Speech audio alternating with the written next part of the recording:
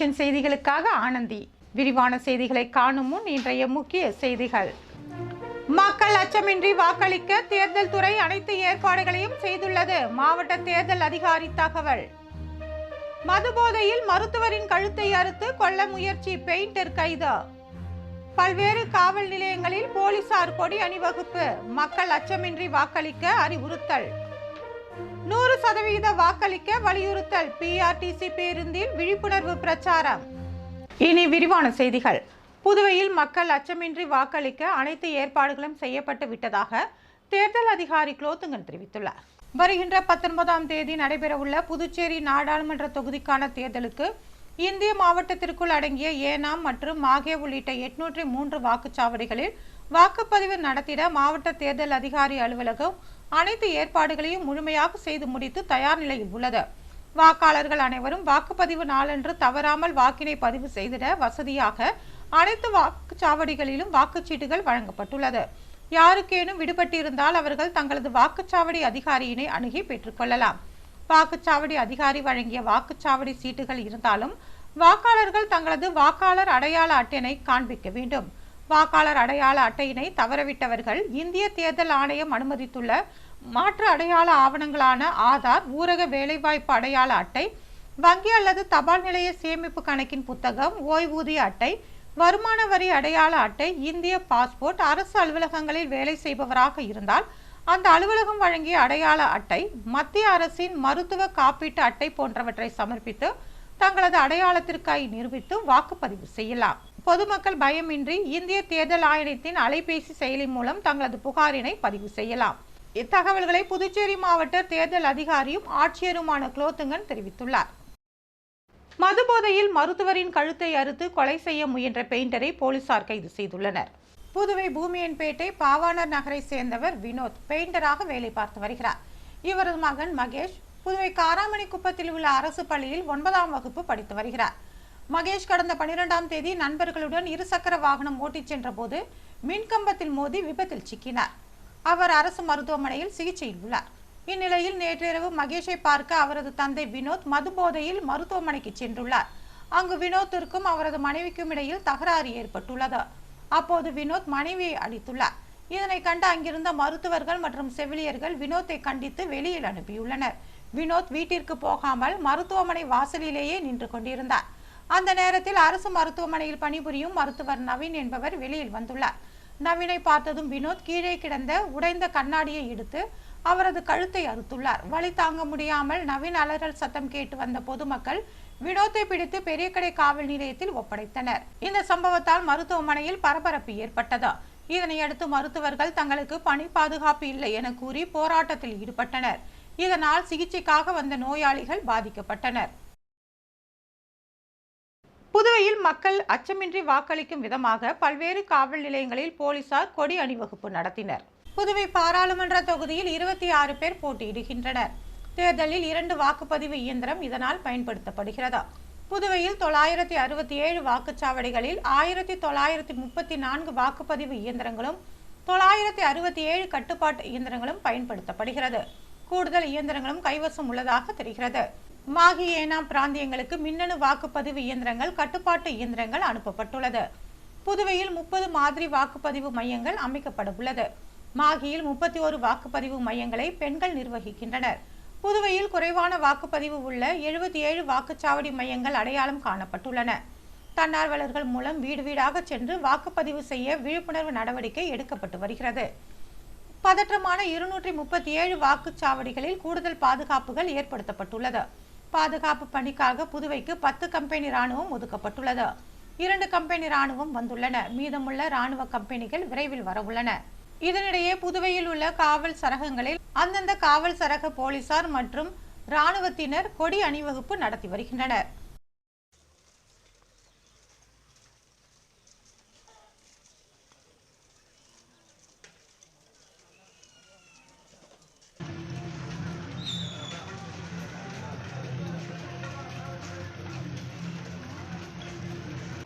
சதவிகித வாக்களிக்க வலியுறுத்தி பிஆர்டிசி சார்பில் விழிப்புணர்வு நிகழ்ச்சி நடத்தப்பட்டது. இந்திய தேர்தல் ஆணையத்தின் அறிவுறுத்தலின்படி முறையான வாக்காளர் கல்வி மற்றும் தேர்தல் பங்கெடுத்தல் ஸ்வீப் என்கிற திட்டத்தின் கீழ் புதுச்சேரி தேர்தல் அலுவலகம் பல விழிப்புணர்வு நிகழ்ச்சிகளை வாக்காளர்களுக்காக நடத்தி வருகிறது. அதன் ஒரு பகுதியாக புதுச்சேரி தேர்தல் அலுவலகம் 100% வாக்குப்பதிவை வலியுறுத்தி வில்லுப்பாட்டு, தப்பாட்டம் உள்ளிட்ட பல்வேறு விழிப்புணர்வு நிகழ்ச்சிகளை நடத்தி வருகிறது. புதுச்சேரி சாலை போக்குவரத்து கழகம் சார்பாக புதுச்சேரியில் இயங்கும் PRTC பேருந்துகளில் 100% வாக்குப்பதிவு குறித்த விழிப்புணர்வு வாசகங்கள் அடங்கிய பெரிய அளவிலான பேனர் வைத்து புதுச்சேரி வாக்காளர்களிடையே விழிப்புணர்வை ஏற்படுத்தி வருகிறது.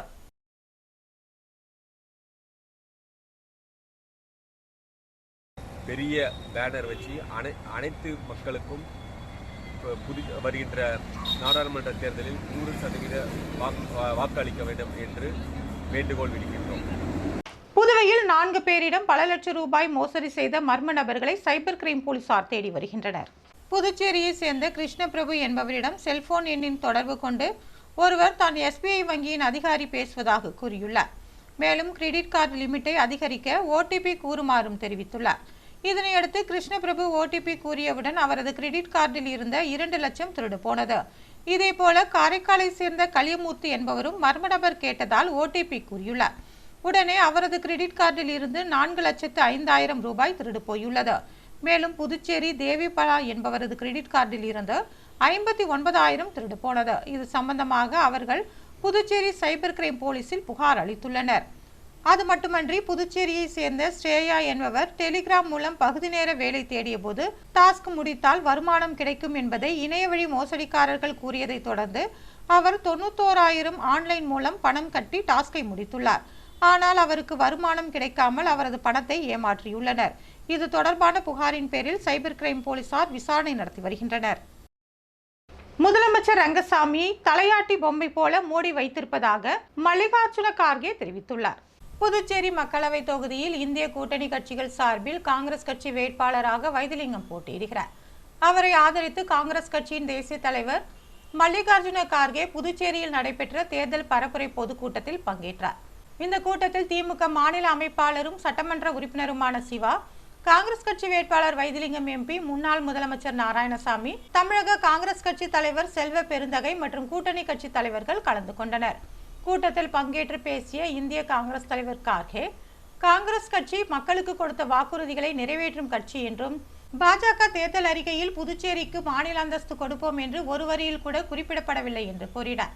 இந்திய கூட்டணி வெற்றி பெற்றவுடன் மாநில அந்தஸ்து பெற்று தருவோம் என்று உறுதிபட கூறிய அவர், புதுச்சேரிக்கு மாநில அந்தஸ்து மட்டுமல்லாது புதுச்சேரியில் உள்ள மூடப்பட்டுள்ள ஆலைகள், ரேஷன் கடைகள், கூட்டுறவு சர்க்கரை ஆலைகளை திறந்து வேலை கொடுப்போம் என்றார். மோடி அரசு குறுக்கு வழியில் சட்டமன்ற உறுப்பினர்களை விலைக்கு வாங்கி ஆட்சி அமைப்பதாகவும், பாஜக கொள்கைகளை ஏற்காதவர்களை மிரட்டி தொல்லை கொடுத்து அடிபணிய வைத்துள்ளதாகவும் புதுச்சேரி முதலமைச்சர் ரங்கசாமியை பார்த்து தான் பரிதாபப்படுவதாகவும் கூறினார். அவரும் செயல்படவில்லை, செயல்படுத்த விடாமல் மோடி அரசு கைக்குள் போட்டுக்கொண்டு அவரை தலையாட்டி பொம்மை போல வைத்துள்ளதாகவும், மோடி இருந்தால் மக்களுக்கு எந்த நன்மையும் கிடைக்காது என்றார். காங்கிரஸ் ஆட்சியில் கொண்டு வந்த திட்டங்களை தான் அவர் செயல்படுத்தி வருவதாகவும் தெரிவித்தார். நாட்டில் பெரும்பாலான எதிர்க்கட்சிகள் ஜெயிலிலும் பெயிலிலும் இருப்பதாக JP நட்டா விமர்சனம் செய்துள்ளார். புதுச்சேரியில் தேசிய ஜனநாயக கூட்டணி கட்சிகள் சார்பில் பாரதிய ஜனதா கட்சி வேட்பாளராக நமச்சிவாயம் போட்டியிடுகிறார். வேட்பாளர் நமச்சிவாயத்தை ஆதரித்து ரோட் ஷோ அண்ணா சாலை அருகே நடைபெற்றது. அண்ணா சிலையில் இருந்து அஜந்தா சிக்னல் சந்திப்பு வரை சுமார் 2 கிலோமீட்டர் இந்த ரோட் ஷோ நடைபெற்றது. ரோட் ஷோவில் பாஜக தேசிய தலைவர் JP நட்டா தமிழரின் பாரம்பரிய உடையான வேட்டி அணிந்து முதலமைச்சர் ரங்கசாமி, வேட்பாளர் நமச்சிவாயம் ஆகியோருடன் திறந்தவெளி வாகனத்தில் பங்கேற்றார். சாலையில் இருபுறங்களிலும் இருந்த பொதுமக்கள் மலர்களை தூவி உற்சாகமாக வரவேற்றனர்.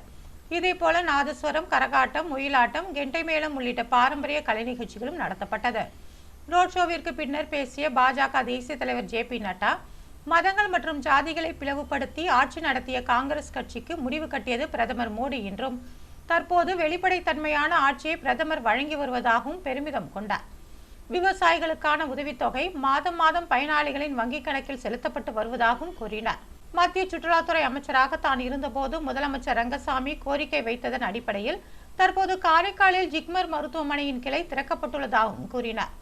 தொடர்ந்து பேசிய அவர், அனைத்து ஊழல்வாதிகளும் ஒன்றிணைந்து இந்தியா கூட்டணியை உருவாக்கி உள்ளதாகவும், நாட்டில் உள்ள எதிர்க்கட்சியினர் பெரும்பாலானோர் சிறையிலும் பெயிலிலும் உள்ளதாகவும் விமர்சனம் செய்தார். ஊழலை ஒழிக்க வேண்டும் என்றால் பாஜகவிற்கு வாக்களிக்க வேண்டும் என்றும் அவர் கேட்டுக்கொண்டார். ராஜ்பவன் தொகுதியில் காங்கிரஸ் வேட்பாளர் வைத்திலிங்கத்தை ஆதரித்து கூட்டணி கட்சியினர் வீடு வீடாக சென்று வாக்கு சேகரிப்பில் ஈடுபட்டனர். காங்கிரஸ் கட்சியின் மாநில தலைவர் வைத்திலிங்கம் பாராளுமன்ற தேர்தலில் போட்டியிடுகிறார். இவரை ஆதரித்து மாநிலம் முழுவதும் கூட்டணி கட்சி நிர்வாகிகள் தீவிர வாக்கு சேகரிப்பில் ஈடுபட்டு வருகின்றனர். அதன் ஒரு பகுதியாக ராஜ்பவன் தொகுதியில் காங்கிரஸ் கமிட்டி சார்பில் ராஜ்பவன் தொகுதி காங்கிரஸ் தேர்தல் பொறுப்பாளர் வழக்கறிஞர் மருதுபாண்டி மற்றும் திமுக தொகுதி தேர்தல் பொறுப்பாளர் SP சிவகுமார் ஆகியோர் தலைமையில் கொசக்கடை வீதி, செட்டித்தெருவு உள்ளிட்ட பகுதிகளிலும் அதனை சுற்றியுள்ள வீடுகளிலும் மற்றும் வியாபார நிறுவனங்களிலும் கடந்த கால காங்கிரஸ் ஆட்சியின் சாதனைகளை எடுத்து கூறி மத்திய மாநில பாஜக ஆட்சியின் விரோத திட்டங்களை எடுத்து கூறியும் கை சின்னத்திற்கு வாக்கு சேகரித்தனர். இதில் திமுக, இந்திய கம்யூனிஸ்ட், விடுதலை சிறுத்தைகள் உள்ளிட்ட கட்சி நிர்வாகிகள் கலந்து கொண்டனர்.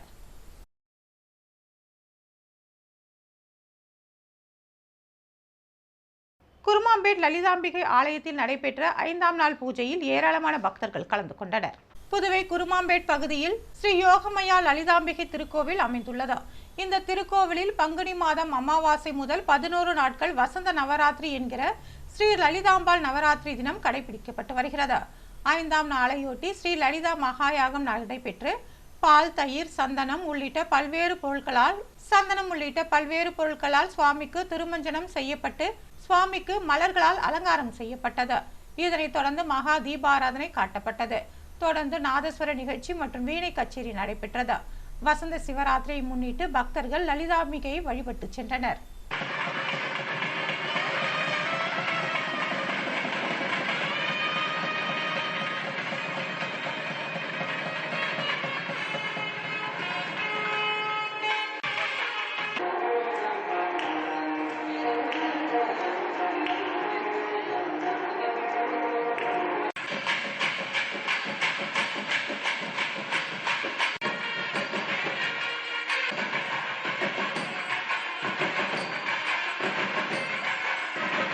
தங்களுக்கு அரசு வீடு வழங்க வேண்டும் என்று திருநங்கையர்கள் கோரிக்கை விடுத்துள்ளனர். சமூகத்தில் பல பிரச்சனைகளை சந்தித்து வரும் திருநங்கைகள் தங்களை 3ஆம் பாலினமாக அங்கீகரிக்க கூடி பல ஆண்டுகளாக கோரிக்கை வைத்து வந்தனர். அதன்படி கடந்த 2014ஆம் ஆண்டு ஏப்ரல் 15ஆம் தேதி உச்சநீதிமன்றம் திருநங்கைகளுக்கு 3ஆம் பாலினம் என்ற அங்கீகாரத்தை கொடுத்து தீர்ப்பு வழங்கியது. அந்த நாள் திருநங்கையர் தினமாக கொண்டாடப்பட்டு வருகிறது. திருநங்கையர் தினத்தையொட்டி புதுவையில் உள்ள பாரதி பூங்காவில் சகோதரன் அமைப்பு சார்பில் திருநங்கைகள் ஒன்று கூடினர். அவர்கள் கேக் வெட்டி ஒருவருக்கொருவர் வாழ்த்துக்களை தெரிவித்துக் கொண்டனர். புதுவையில் திருநங்கையரின் நலனுக்காக சகோதரன் என்ற அமைப்பை நடத்தி வரும் ஷீத்தல் நாயர் இது குறித்து கூறுகையில், புதுவை அரசு அடுக்குமாடி குடியிருப்புகளை வீடற்றவர்களின் நலனுக்காக வழங்கி வருவதாகவும் சாலையோரத்தில் உள்ளவர்களும் பல்வேறு நலத்திட்ட உதவிகளை செய்து வருவதாகவும், ஆனால் பல திருநங்கையர்கள் வீடு இன்றி அவதிப்பட்டு வருகின்றனர். எனவே அரசு அவர்களுக்கு வீடு வழங்க வேண்டும் என்றார். திருநங்கையர்களுக்கு யாரும் வாடகைக்கு வீடு கொடுப்பதில்லை என்று வருத்தத்துடன் கூறிய அவர், அவர்களுக்கு சொந்தமாக வீடு இருந்தால் அனைத்து திருநங்கைகளும் சுயதொழில் செய்து வருமானத்தை ஈட்டிக் கொள்வர் என்றும் அவர் கூறினார். 100% வாக்களிக்க வலியுறுத்தி பிலபாங் பள்ளி மாணவர்கள் பேரணி சென்றனர். பிலபாங் பள்ளியின் 150க்கும் மேற்பட்ட மாணவர்கள் வருகின்ற 19ஆம் தேதி தேர்தல் நடைபெற உள்ள நிலையில் தேர்தல் விழிப்புணர்வு பேரணியை நடத்தினர். இந்த பேரணி பள்ளியிலிருந்து புறப்பட்டு மூலக்குளம் பகுதியில் உள்ள அனைத்து தெருக்களிலும் மூலக்குளத்தின் பிரதான சாலைகளிலும் சென்று மீண்டும் பள்ளியில் முடிவுற்றது. இந்த விழிப்புணர்வு பேரணியில் மாணவ மாணவியர் கையில் பதாதைகளை ஏந்தி தேர்தல் விழிப்புணர்வு வாசகங்களை கூறியவாறு பேரணி சென்றனர். வாக்களிப்பின் முக்கியத்துவம், வாக்களிப்பது நம் கடமை, வாக்களிப்பதில் பெருமிதம் கொள்வோம், உங்கள் வாக்கு உங்கள் எதிர்காலத்தை நிர்ணயிக்கும், ஜனநாயக கடமையை கண்டிப்பாக நிறைவேற்றுவோம் போன்ற வாசகங்களை உரக்க கூறி மூலக்குளத்தில் உள்ள மக்களுக்கு விழிப்புணர்வை ஏற்படுத்தினர். பிலபாங் பள்ளி மாணவ மாணவிகளை தேர்தல் துறை அதிகாரிகள் பாராட்டினர். இத்தகைய பொதுநலன் சார்ந்த விழிப்புணர்வு பிலபாங் பள்ளி மாணவ மாணவியர் தொடர்ந்து செய்து வருகின்றனர் என்பது குறிப்பிடத்தக்கது.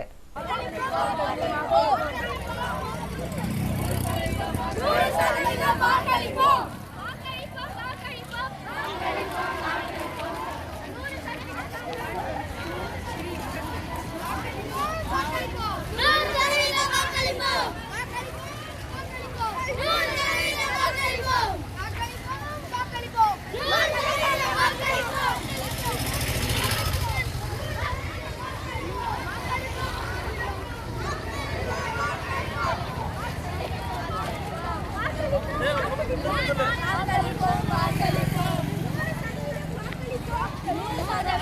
புதுவையில் இன்றைய தங்கம் மற்றும் வெள்ளி விலை விவரம். தங்கம் ஒரு கிராம் 6795 ரூபாய். ஒரு சவரன் தங்கம் 54,360 ரூபாய். வெள்ளி 10 கிராம் 895 ரூபாய்.